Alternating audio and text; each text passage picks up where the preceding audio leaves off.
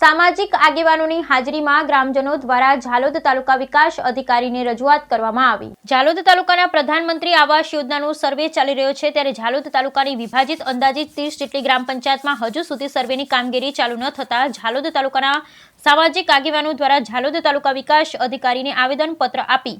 અને રજૂઆત કરવામાં આવી હતી કે હાલમાં સરકાર દ્વારા પ્રધાનમંત્રી આવાસ યોજનાની સર્વેની કામગીરી ચાલી રહી છે, પરંતુ ઝાલોદ તાલુકાની કેટલીક પંચાયતોમાં સર્વેની કામગીરી ચાલુ જ નથી કરવામાં આવી, જેમ કે કદવાલની વિભાજિત પંચાયતો, કાળી મહુડીની તેમજ ગામડી જેવી ઘણી પંચાયતોમાં સર્વેની કામગીરી ચાલુ કરવામાં આવી નથી। તો આ પંચાયતોને વહેલી તકે સર્વે ચાલુ કરવામાં આવે અને તારીખ પૂર્ણ ન થાય તે પહેલા સર્વેની કામગીરી પૂર્ણ કરવામાં આવે તેવી રજૂઆત કરવામાં આવી હતી।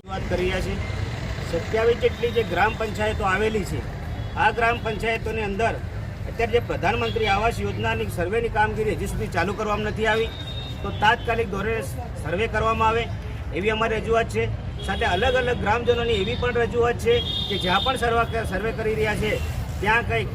પૈસા લેવામાં આવે છે, તો આ પણ જે પૈસા લેવામાં આવે જવાબદાર અધિકારીઓ દ્વારા એ પૈસા ન લેવામાં આવે એના માટે રજૂઆત છે। અને જે ટૂંક જ સમયનો ગાળો હોવાથી 15/2 સુધીમાં સર્વે કરવાનું હોય, જો આ કામગીરી જો પૂર્ણ કરવામાં નહીં આવે તો અમે ગાંધી ચિંતા માર્ગે આગળ વધીશું।